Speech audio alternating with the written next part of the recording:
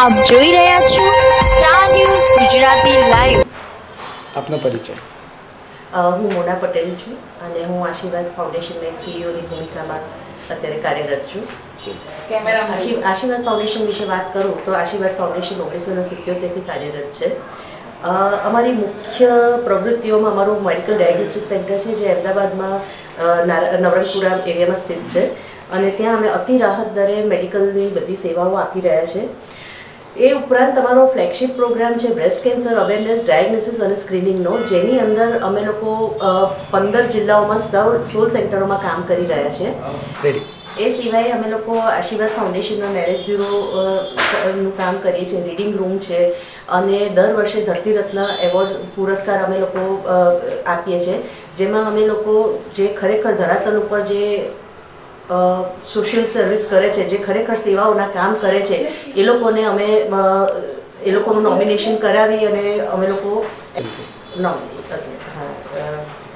એ લોકોના નોમિનેશન્સ અમારી પાસે આવે છે અને અમે એક ઇન્ડિવિજ્યુઅલ કમિટી ઊભી કરી અને પછી એ લોકોની સ્ક્રીનિંગ કરી અને એ લોકોને અમે એવોર્ડ્સ આપીએ છીએ.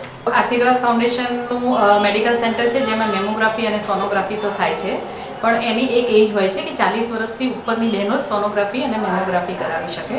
તો એની નાની ઉંમરની બહેનો પણ એમને કેન્સર છે કે નહીં કઈ રીતે ખબર પડે? તો અમારી પાસે આઈબ્રેસ મશીન છે આ પ્રકારનું. આ આઈબ્રેસ મશીનમાં આ મારી કાર્ટ્રેજ છે, જે અમે બ્રેસ્ટ ઉપર ફેરવીએ તો અંદર કંઈ પણ બી લમ્સ હોય, એટલે કે ગાંઠ હોય, તો તરત જ અમને ખ્યાલ આવી જાય છે. મોબાઈલના ડિવાઇસ સાથે કનેક્ટેડ છે, એટલે આ મશીન જ્યારે ફરતું હોય ત્યારે આ મોબાઈલની અંદર તરત જ ગાંઠ હોય તો અમને ખબર પડી જાય છે.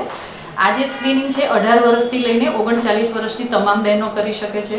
25થી ઉપરની સંખ્યામાં હોય તો અમે લોકો સ્લમ અને અર્બનમાં ઘરે જઈને આ સર્વિસ આપીએ છીએ.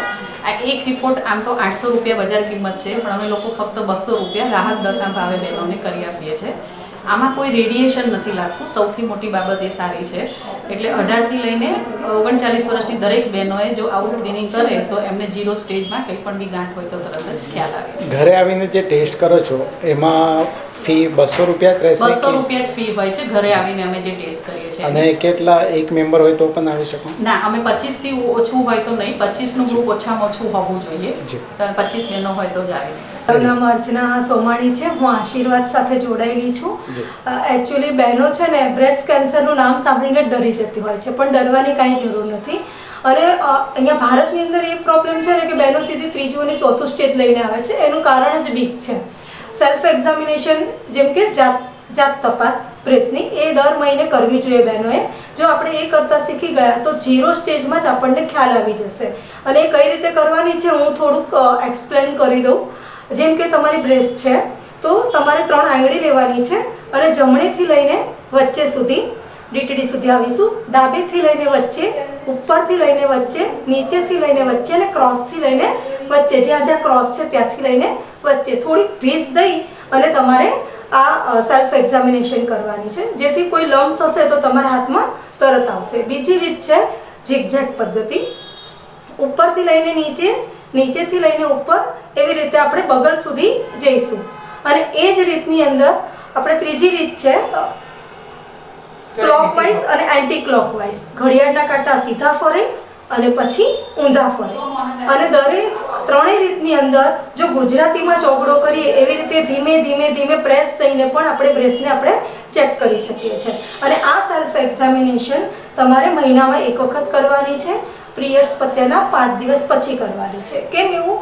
કારણ કે જ્યારે આપણે પિરિયડ્સમાં આવવાના હોય એના સમયની 2-4 દિવસ પહેલાં હોર્મોન્સ ચેન્જ થાય છે ને, એના લીધે આપણો બ્રેસ્ટનો ભાગ થોડો હેવી થઈ જાય છે. એટલે 5 દિવસ પછી કરીશું તો આપણને ડર નહીં લાગે અને રાઈના દાણા જેટલી પણ ગાંઠ હશે તો તમને ખ્યાલ આવી જશે અને એની વહેલા સારવાર શરૂ થઈ જાય.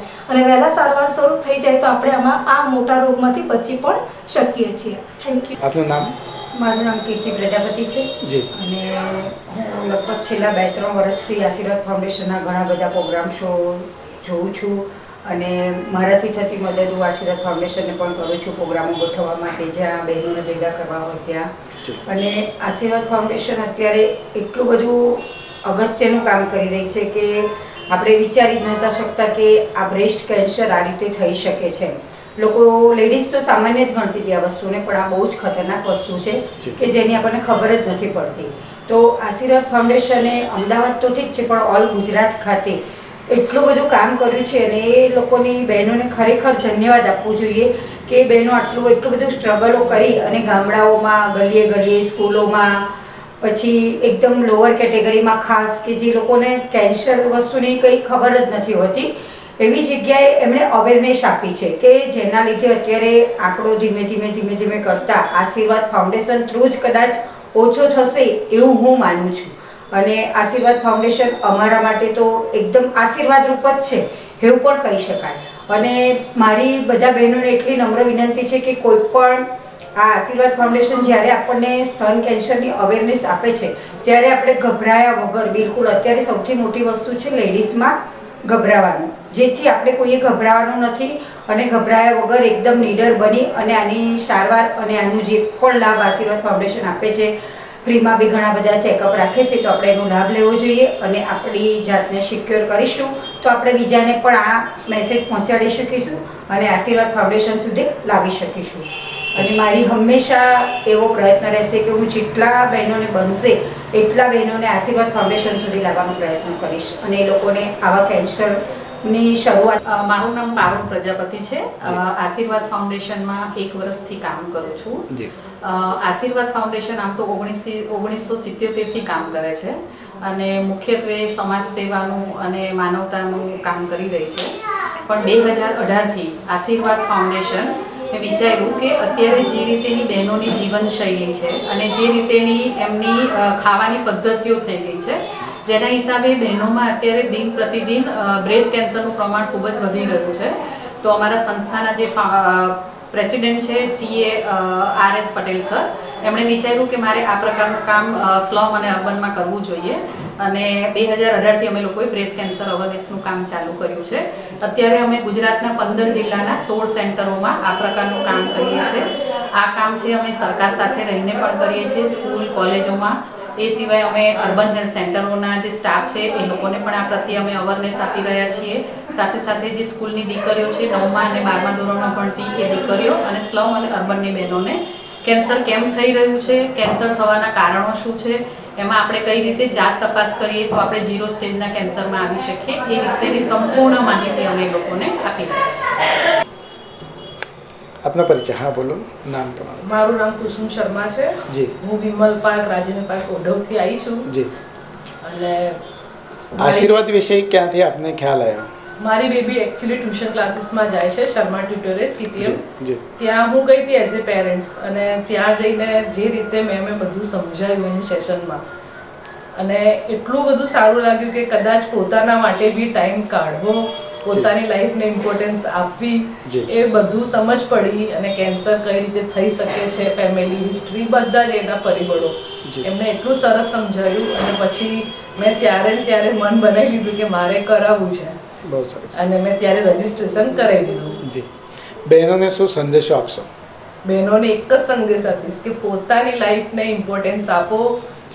એટલું બધું બ્રેસ્ટ કેન્સરનું સાંભળ્યું છું હું ફેમિલીમાં બધે જગ્યાએ, પણ આપણે બધાનું વિચારીએ છીએ પણ પોતાનું નથી વિચારતા અને એ વસ્તુ માટે ખરેખર એમ થાય છે કે ક્યાંક બી કોઈ લિંક મળે ને, લિંક બી નહીં, તમને જો સુવિધા મળતી હોય ને આશીર્વાદ જેવી ફાઉન્ડેશન જેવી જગ્યા જ્યાં એટલું સરસ બધી ફેસિલિટી મળી છે, અહીંયા આવીને બધા એટલું કોઓપરેટ કરે છે, મોટાથી મોટા અને નાનાથી નાના, તો આટલું સરસ ફેસિલિટી મળે છે તો એક ડગલું તો ભરવું છે આપણે.